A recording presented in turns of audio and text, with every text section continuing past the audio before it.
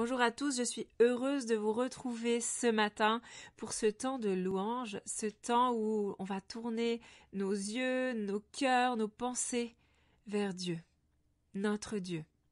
Et c'est vrai que la louange, la base de la louange, c'est la gratitude, la reconnaissance. Et si on a peut-être un peu de difficulté ce matin à être reconnaissant, prenons conscience que Dieu a donné son Fils pour toi, pour moi.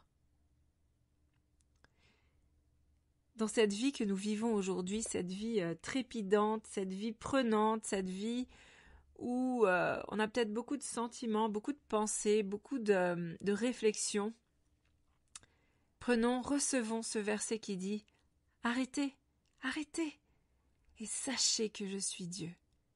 Ce verset, il est fort, il est puissant ce verset. Il te dit « Mais fais pause ». Arrête de regarder autour de toi. Arrête, fais pause et regarde-moi. Il est déclaré dans ce psaume comme l'Éternel des armées, qui est avec nous. Il est pour nous une haute retraite. Le verset 1 dit « Dieu est pour nous un refuge et un appui, un secours qui ne manque jamais dans la détresse. » Alors arrête, il est important de s'arrêter, tourner ses yeux vers Dieu, et déclarer oui, Dieu, tu es pour moi un refuge et un appui, et tu es fidèle, tu ne changes pas, tu es toujours ce Dieu puissant sur lequel je peux m'appuyer. On veut prendre ce chant qui dit Dieu fidèle, tu ne changes pas. Amen, parce que ses promesses sont vraies, parce que sa parole est vérité et vie. Merci Seigneur Jésus.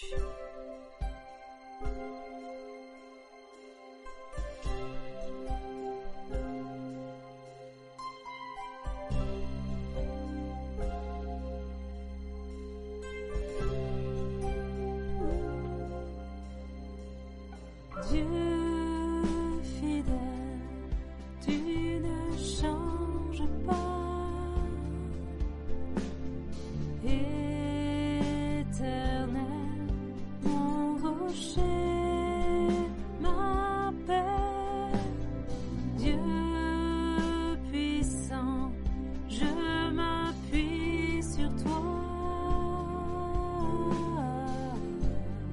Et je crie vers toi. Tu es mon Dieu, oui je crie vers toi, j'ai besoin de toi, tant besoin de toi, Dieu fidèle, tu ne changes pas, Éternel, mon rocher. Dieu puissant, je m'appuie sur toi et je crie vers toi,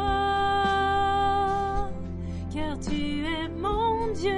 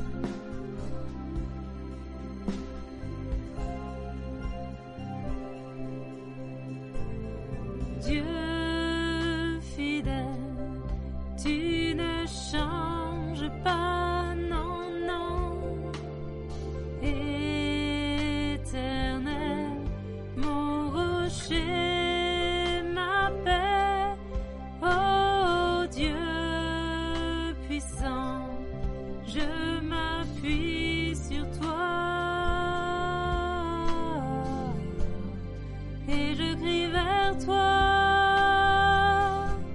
car tu es mon Dieu. Oh oui, je crie vers toi, j'ai besoin de toi. Tu es mon roc au jour de la détresse. Et si je tombe, tu me relèves dans la tempête. Ton amour me ramène au port. Tu es mon seul espoir, Seigneur.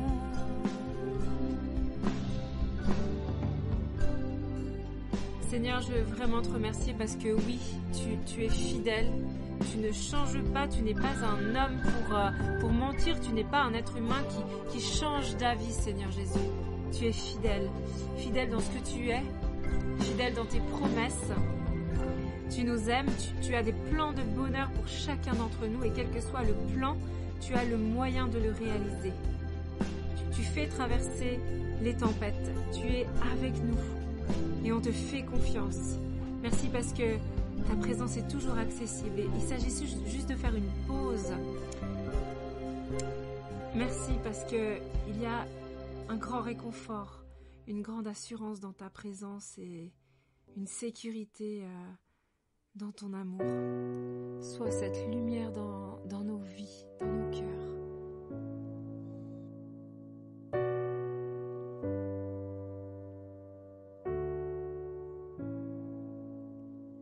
Je viens vers toi dans le secret, en ta présence je veux rester.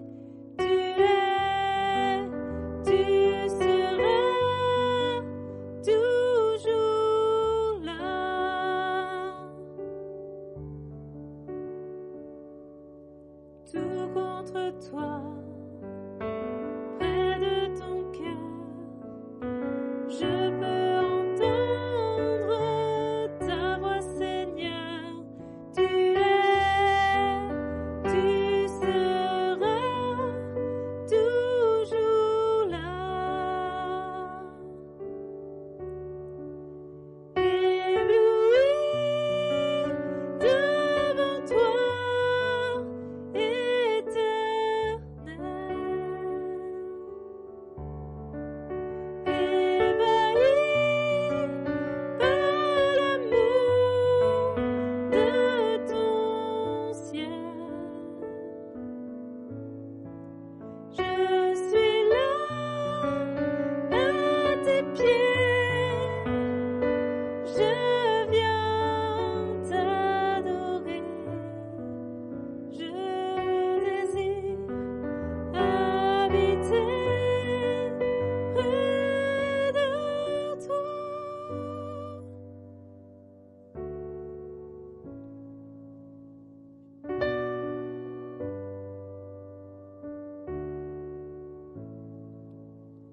Je vois ton bras, je sens ta main, tu me protèges, tu me soutiens,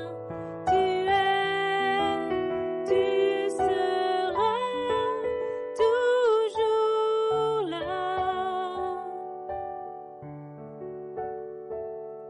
Oui, je vois ton bras, je sens ta main. Tu me protèges, tu me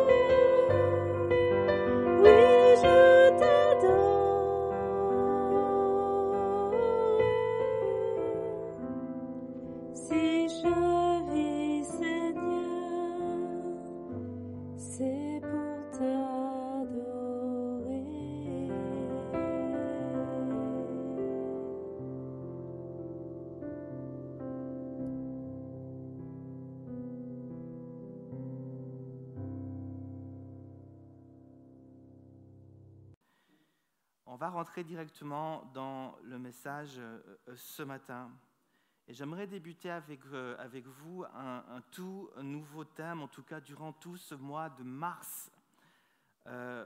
Et ce message vraiment est donc une introduction au prochain, bien sûr. Et comme je l'ai dit au début de ce culte, ma prière est vraiment que le Saint-Esprit puisse nous toucher chacun et que Dieu puisse vraiment réussir, on puisse ensemble réussir à entrer dans cette pensée, dans cette parole que Dieu dépose maintenant dans mon cœur et que je vous partage. La semaine dernière, j'ai pris quelques jours de congé. Amen. Enfin, juste quelques jours de congé, même pas une semaine entière, juste quelques jours de congé. Et ça m'a fait du bien, bien sûr. Et j'ai eu l'occasion, durant ces quelques jours, les enfants étaient aussi en vacances, et j'ai eu l'occasion, durant ces quelques jours, en tout cas une nuit, pendant ces vacances, pendant une nuit, on a décidé, avec les deux plus petits, on est parti avec mon épouse à la montagne. Juste une nuit à la montagne, dans un hôtel où il y avait des bains chauds. Et ça nous a fait du bien, c'était un moyen de passer du temps avec nos enfants, d'essayer de déconnecter aussi. Parce que malheureusement, j'ai un défaut, et je pense que c'est le grand défaut aussi de beaucoup de pasteurs, c'est que nous avons vraiment beaucoup de peine de décrocher. Ça travaille sans cesse. On pense sans cesse, même pendant les vacances, on pense encore. On pense à Dieu, on pense au ministère, on pense au prochain message qu'on va prêcher, on pense à quelle est la prochaine étape, on pense qu'est-ce qu'on peut faire, on pense à la dernière aux entretiens qu'on a eus. Voilà, on est sans cesse en train de réfléchir, on est sans cesse en train de penser, et des fois ça fume. Et puis pendant les vacances, c'est des fois difficile pour moi de décrocher vraiment et donner toute mon attention aux enfants. Des fois, ma femme me parle, mes enfants me parlent, et puis je dis oui, mais ils savent très bien que je n'écoute pas des fois. Et puis je le vois des fois, et puis ma femme doit me remettre à l'ordre. Et puis vraiment, c'est des fois tout un effort de me centrer et puis d'écouter. Et durant cette nuit qu'on a passée à l'hôtel, il s'est passé quelque chose vraiment de surprenant, mais d'incroyable, quelque chose d'extrêmement puissant. Et c'est suite à ce qui s'est passé cette nuit-là à l'hôtel que je vous prêche maintenant ce message. On avait pris 2 chambres, et puis ma femme est partie avec la petite, avec Aline, et puis moi avec Alexis, on a fait soirée gars, soirée fille. Hein, j'ai passé du temps avec mon fils, et puis la maman a passé du temps avec la fille. Et c'était mieux les gars. Et puis on a passé un bon moment ensemble. Et puis donc, l'heure du coucher arrive, on se met au lit. C'est vrai, c'était aux alentours de minuit, mais c'était les vacances. Et donc on décide après de se coucher, on décide donc de dormir, et on s'endort. Et puis je m'endors. Et puis, alors que donc je suis endormi, j'ai un rêve. Rien de surprenant jusque-là. Mais j'ai un rêve de Dieu. Et ce rêve est simple. Je me vois dans ce rêve, tout simplement en train de parler avec Dieu. Dieu, je ne le vois pas, mais il est présent, je le sens. Et je suis en train de lui parler. Je suis en train de lui poser 1001 questions. Je suis en train de lui demander, mais Seigneur, c'est quoi la prochaine étape ? Seigneur Jésus, quelle est la prochaine brique à poser ? Seigneur, c'est où que je dois mettre maintenant mon énergie ?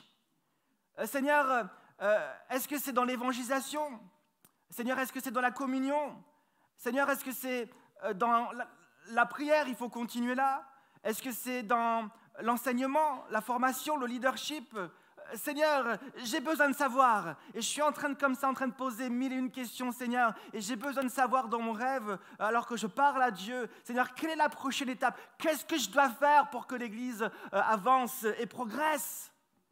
Et puis il y a un silence, je me tais, enfin. Dans les rêves. Et j'attends la réponse de Dieu. Et puis bam, la réponse de Dieu arrive. Et au moment où la réponse de Dieu arrive, c'était un peu comme comme une brique qui est lâchée dans mon cœur et qui tombe et qui fait du bruit. Parce que ça a vraiment fait du bruit. Je vous explique ce qui s'est passé.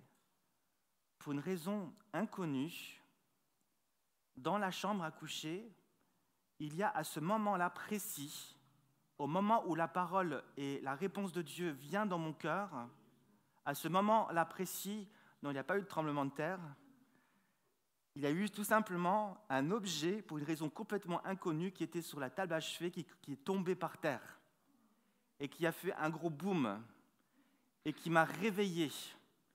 Mais c'est au moment même, synchronisé, au moment même où la réponse de Dieu est venue dans mon cœur.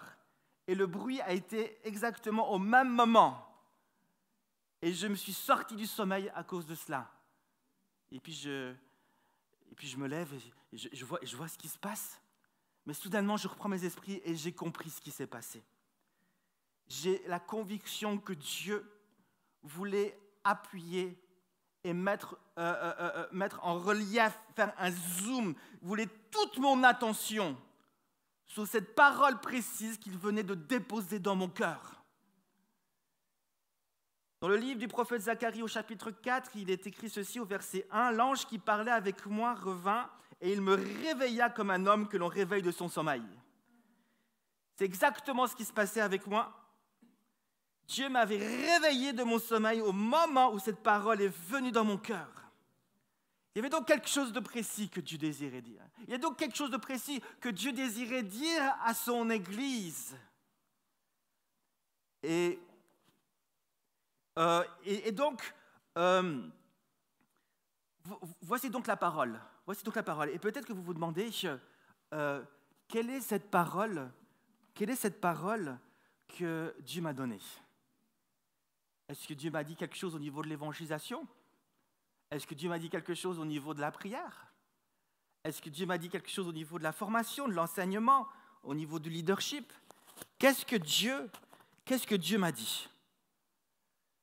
Alors, assez étonnamment, Dieu n'a mentionné aucun de ces piliers. Aucun de ces piliers n'a été mentionné.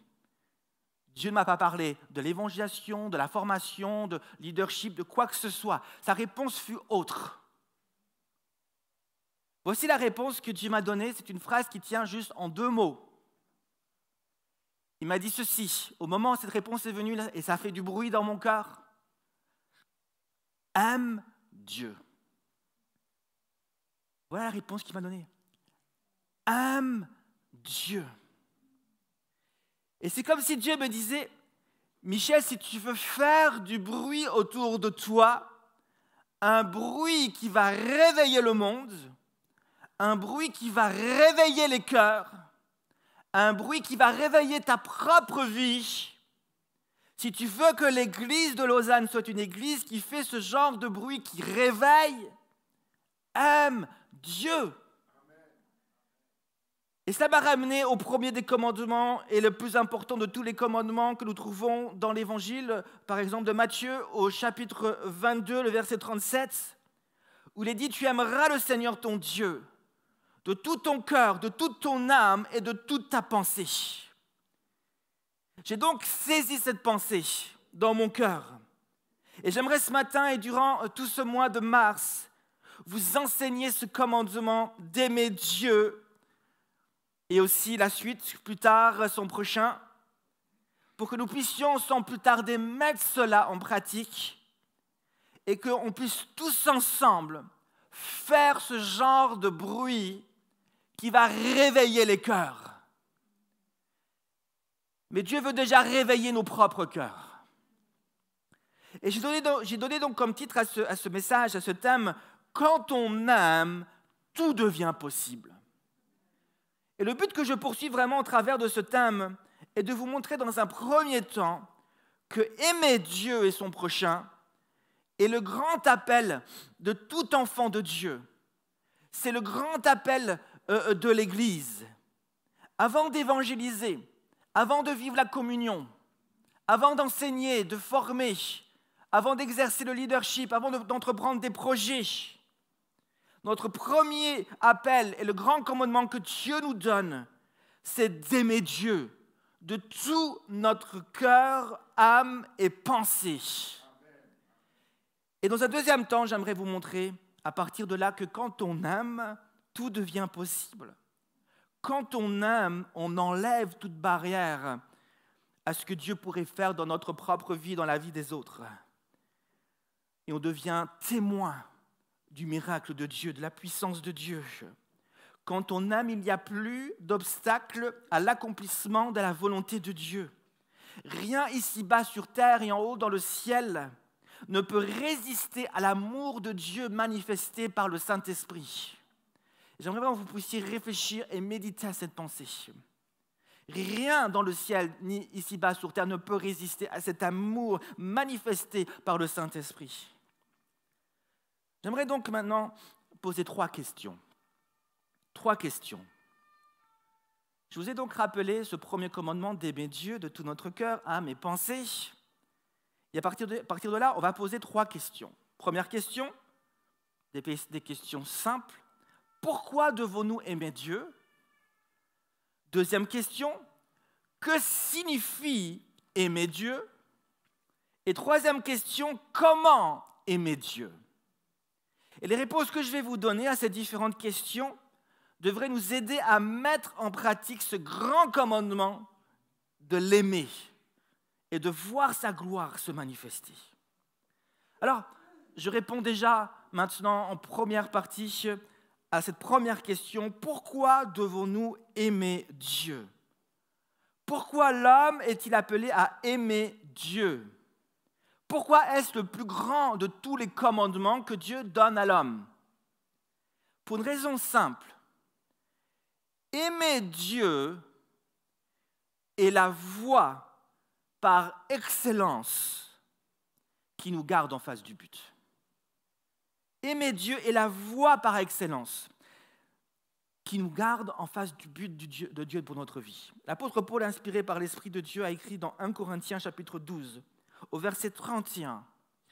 Il dira « Et je vais encore vous montrer une voie par excellence. » Et dans ce chapitre 12 de 1 Corinthiens, Paul enseigne entre autres sur les dons spirituels, mais aussi sur chaque ministère.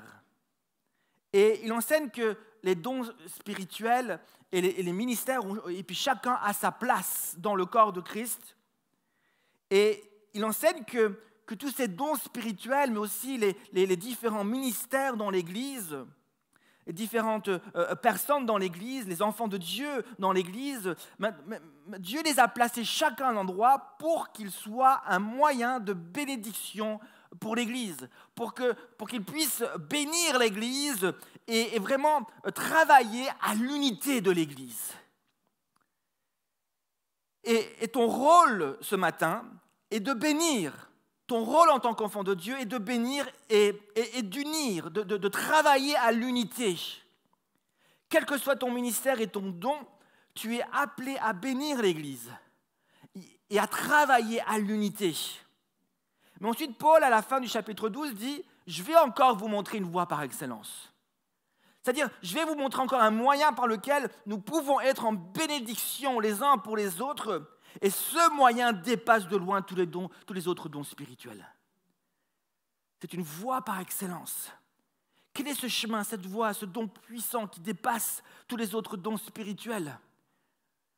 Le chapitre 13 nous dit qu'il s'agit de l'amour. L'amour est la voie, le chemin, le moyen par excellence pour bâtir une église qui sera à la gloire de Dieu et qui va manifester la gloire de Dieu. Nous avons besoin de l'amour. C'est la prochaine brique à mettre en place. Elle fait partie des fondations, mais pas seulement. Elle est aussi dans les murs, dans la façade. Elle fait aussi partie du toit.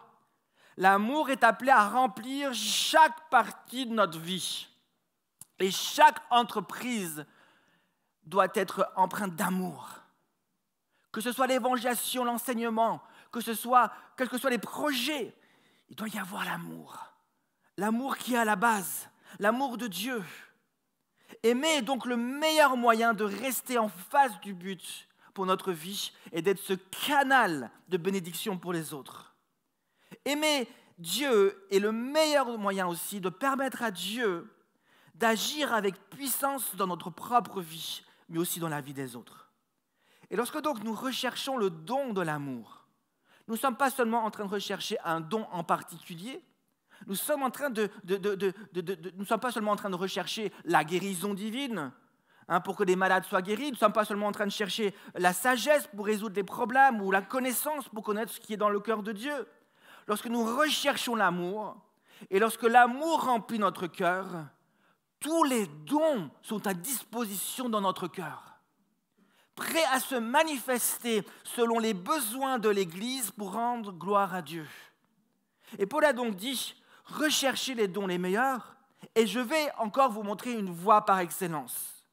Il y a donc un encouragement, oui, à rechercher les dons les meilleurs. Les dons les meilleurs signifient quoi? Signifient les dons qui seront les plus utiles aux besoins du moment.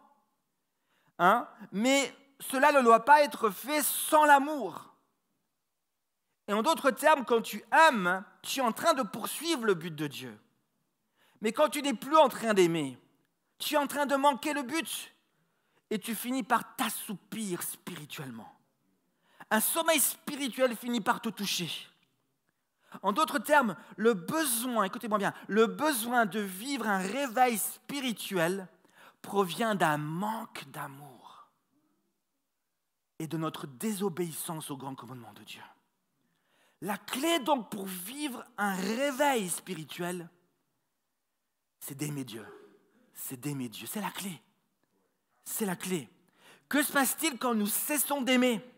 Nous manquons le but et nous tombons dans le sommeil. Maintenant, quel est le mot utilisé pour définir manquer le but? C'est le verbe pécher. Le meilleur moyen donc de ne pas pécher, c'est d'aimer. Quand tu aimes Dieu, tu combats le péché qui est en toi. Tu combats ce péché et tu mets tout en œuvre pour rester fixé vers le but. Quand tu aimes, tu mets tout en œuvre pour rester réveillé. Le réveil est donc à notre portée, plus que vous pourriez l'imaginer. Le réveil est à notre portée, car aimer est à notre portée. Le réveil ne vient pas par hasard. Il vient quand le peuple de Dieu aime Dieu et son prochain.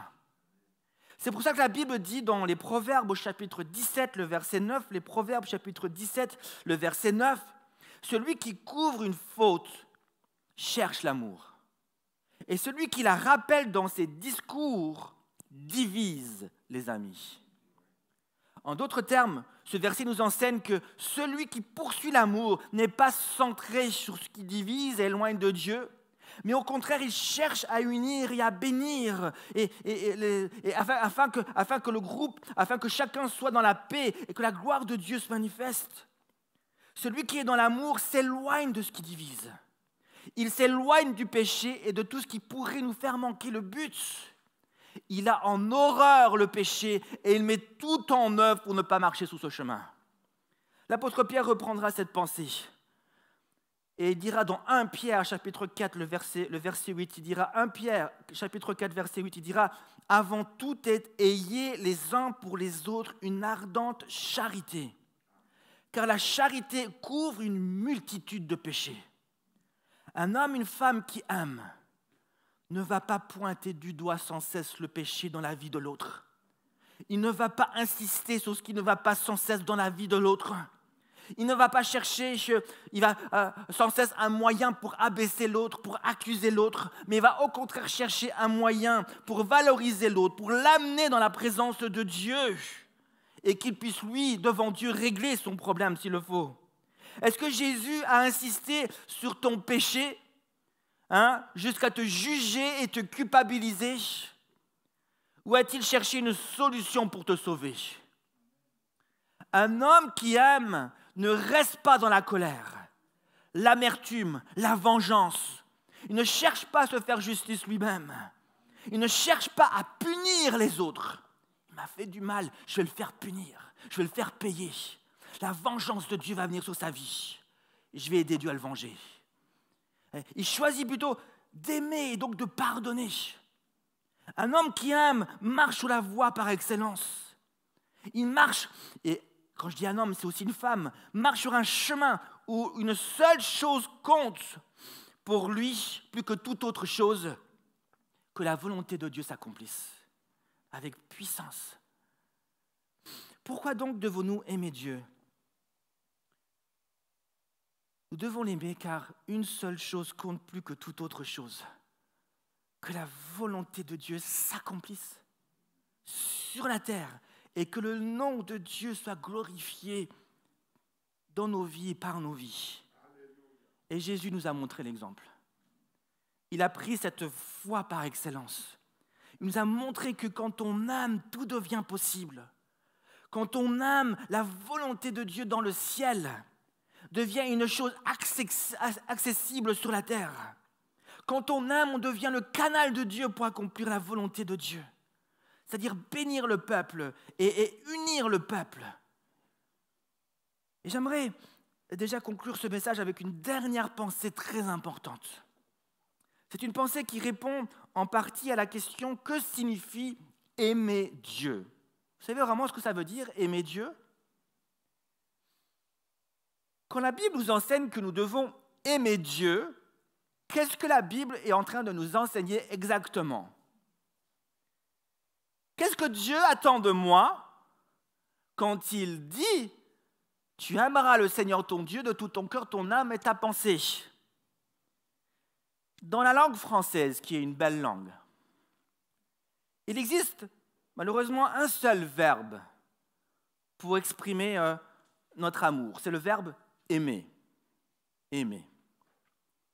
Et quand je dis j'aime, ou lorsque je dis je t'aime, je suis donc en train de dire que j'ai de l'amour pour toi. Hein?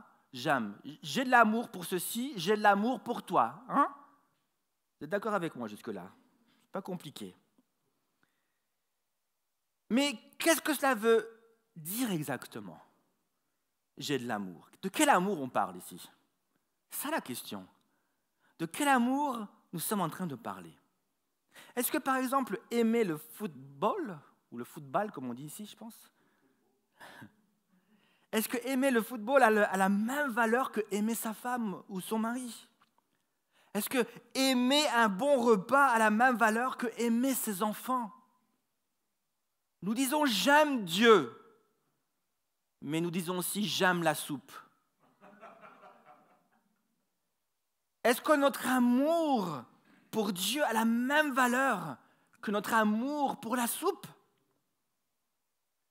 Nous utilisons dans tous ces exemples le même verbe « aimer », et pourtant il va de soi que nous n'exprimons pas toujours la même chose. Notre amour n'a pas toujours la même valeur selon l'objet de notre amour. Nous constatons donc que notre langue française nous limite beaucoup dans l'expression de notre amour en nous proposant seulement le verbe « aimer ». Le verbe « aimer » n'est donc pas suffisant pour nous exprimer correctement. Mais c'est là aussi que le poète qui se cache en vous peut faire la différence. Le poète va trouver d'autres mots pour dire « je t'aime ». Maintenant, si cela est vrai, donc que notre langue française est limitée, ce n'est pas le cas pour le grec du Nouveau Testament. Dans le grec biblique, le verbe « aimer », donc en français, peut se traduire de différentes manières selon le contexte et selon ce que nous cherchons à exprimer. Et dans le Nouveau Testament, on trouve essentiellement, en tout cas dans le Nouveau Testament, deux verbes qui sont traduits par « aimer » en français. Le verbe « agapao » et le verbe « philéo ».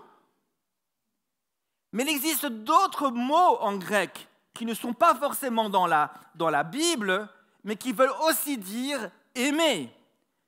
Et la plupart des théologiens parlent de 4 types d'amour, les 4 grands types d'amour. L'amour agapé, l'amour philia, l'amour storge, si je prononce bien, qui est l'amour qu'on retrouve dans une famille, l'amour éros, qui a plus aspect à l'aspect charnel et sexuel, Et lorsqu'une personne donc disait « j'aime », selon le verbe utilisé en grec, on comprenait beaucoup plus facilement ce qu'elle était en train de dire et ce qu'elle ressentait. Ce n'était pas comme notre langue française, on dit « j'aime » ou « je t'aime », mais qu'est-ce qu'on est vraiment en train de dire ? Des fois, quand je dis « je t'aime » à ma femme, je vois son œil qui brille. Mais qu'est-ce qu'il cherche ? Qu'est-ce qu'il me dit ? Qu'est-ce qu'il veut vraiment en fait ? Son œil qui commence à briller. Ça veut dire quoi, je t'aime ? Malheureusement, je ne peux pas, à moins que je me mette à parler en grec avec elle. Mais qu'est-ce que vraiment la personne est en train de dire ? Est-ce que la personne aussi comprend vraiment ce que je cherche à dire ? Alors nous sommes appelés à aimer Dieu, vous êtes d'accord ? Mais qu'est-ce que tu es vraiment en train de dire à Dieu quand tu dis « j'aime Dieu » ? Qu'est-ce que tu es en train de dire ? Écoutez ça. Un jour, un rabbin, on aurait pu dire un pasteur, mais je dis un rabbin. Un jour, un rabbin demanda à un jeune homme qui était en train de manger du poisson, « Est-ce que tu aimes le poisson ?» Le jeune homme répondit, « Oui, j'aime beaucoup le poisson. » Alors le rabbin lui dit, « Le poisson est enlevé de son milieu naturel. Il est tué, ensuite congelé, pour être ensuite vendu. Tu l'as ensuite acheté, tu l'as cuit à la poêle, pour ensuite le découper en petits morceaux et le manger. Et tu dis, tu aimes le poisson ? Est-ce ainsi que tu aimes le poisson ? » Le jeune homme resta bouche bée. Alors le rabbin continua et lui dit, « En vérité, ce n'est pas le poisson que tu aimes, mais c'est ce que le poisson t'apporte. C'est l'odeur, le goût, sa capacité à te nourrir. C'est ça que tu aimes. Mais tu n'aimes pas proprement dit le poisson. Tu aimes ce qu'il t'apporte. » Jésus a dit, voici le premier commandement. Tu aimeras le Seigneur ton Dieu de tout ton cœur, de toute ton âme et de toute ta pensée. Que sommes-nous en train de dire lorsque nous sommes en train de dire, Seigneur, je t'aime ? Le verbe utilisé, c'est le verbe agapao. Il s'agit d'un amour inconditionnel, engagé et désintéressé. Il ne s'agit pas d'un amour de poisson.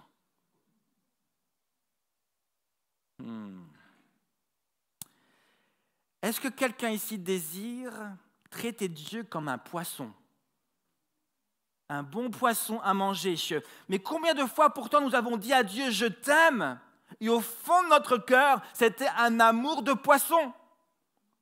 On aime Dieu pour ce qu'il nous apporte. On aime Dieu quand il répond à nos besoins.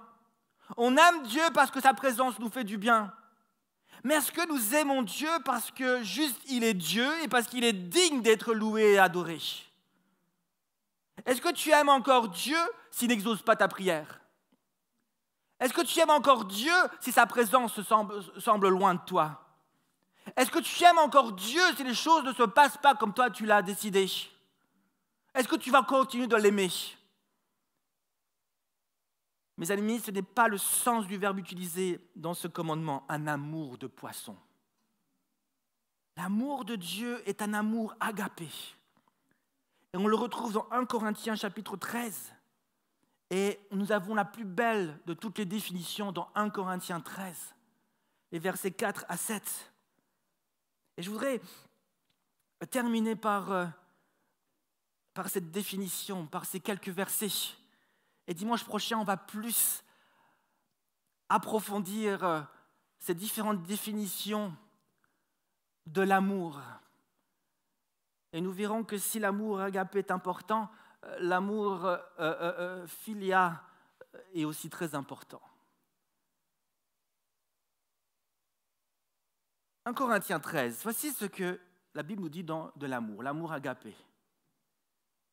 L'amour est patient, il est plein de bonté. L'amour n'est pas envieux. L'amour ne se vante pas. Il ne s'enfle pas d'orgueil. Il ne fait rien de malhonnête. Il ne cherche pas son intérêt. Il ne s'irrite pas. Il ne soupçonne pas le mal. Il ne se réjouit pas de l'injustice, mais il se réjouit de la vérité. Il excuse tout, il croit tout, il espère tout, il supporte tout. Amen. Est-ce de cette manière que nous aimons Dieu et notre prochain? Et je le répète, ou avons-nous plutôt un amour de poisson? Je ne veux pas vous dégoûter du poisson, hein, mangez le poisson. Mais quand vous verrez votre poisson dans l'assiette, vous vous rappelez de ce message. Vous allez vous rappeler de ce message. Je propose juste maintenant de prier un instant avec moi et de demander à Dieu de sonder notre cœur. Et qu'il puisse déposer en nous pour cette semaine qui vient le véritable amour. Qu'il puisse déjà travailler notre cœur et préparer notre cœur au prochain dimanche où nous allons saisir, comprendre pleinement vraiment le sens profond de ce que Dieu attend de nous lorsqu'il dit « aime Dieu ». Prions un instant. Seigneur Jésus, je veux te remercier de tout mon cœur parce que tu es ce Dieu, Père éternel, qui nous a aimés le premier. Seigneur Jésus, tu ne nous as pas aimés parce que on pouvait t'apporter quelque chose, même si, Seigneur Jésus, certainement qu'on t'apporte quelque chose, notre présence réjouit ton cœur, Seigneur Jésus.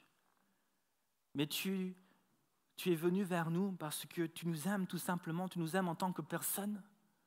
Tu aimes la créature, tu aimes l'homme que tu as créé. Et tu désires, Seigneur Jésus, que cet homme, cette femme soit près de toi. Tu désires que ton plan que tu as prévu de toute éternité s'accomplisse dans sa vie. Seigneur Jésus, tu es venu. Et si tu avais tout simplement regardé, si tu avais insisté en regardant juste notre péché, ben Père éternel, tu ne serais pas venu. Qu'est-ce qu'un homme pécheur? Qu'est-ce qu'un homme mauvais? Qu'est-ce qu'un homme orgueilleux peut bien t'apporter, Seigneur Jésus? Mais Père éternel, tu voyais au-delà du péché. Tu voyais, Seigneur Jésus, notre potentiel. Tu voyais, Seigneur Jésus, ce que tu pouvais faire avec chacun d'entre nous.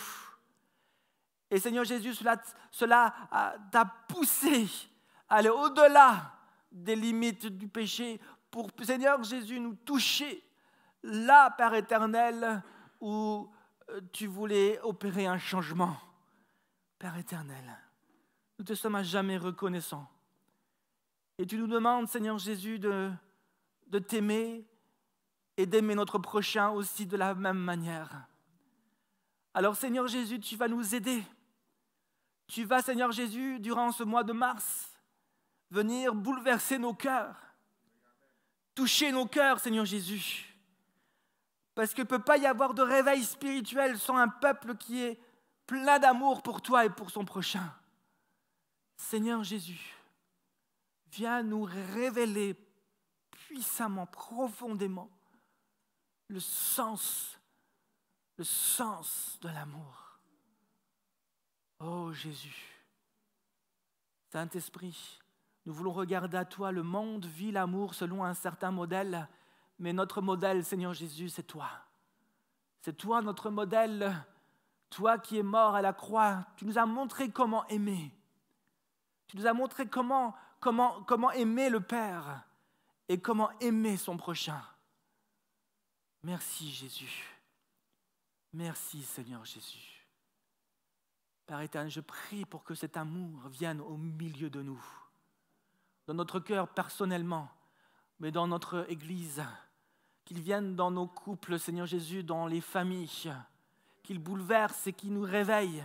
Viens réveiller les couples, viens réveiller les familles, viens réveiller, Seigneur Jésus, nos vies personnellement. Viens réveiller, Seigneur Jésus, ton Église. Viens, Saint-Esprit. Viens, Jésus. Alléluia, merci Seigneur Jésus. Prenez juste encore quelques secondes pour inviter ce Dieu rempli d'amour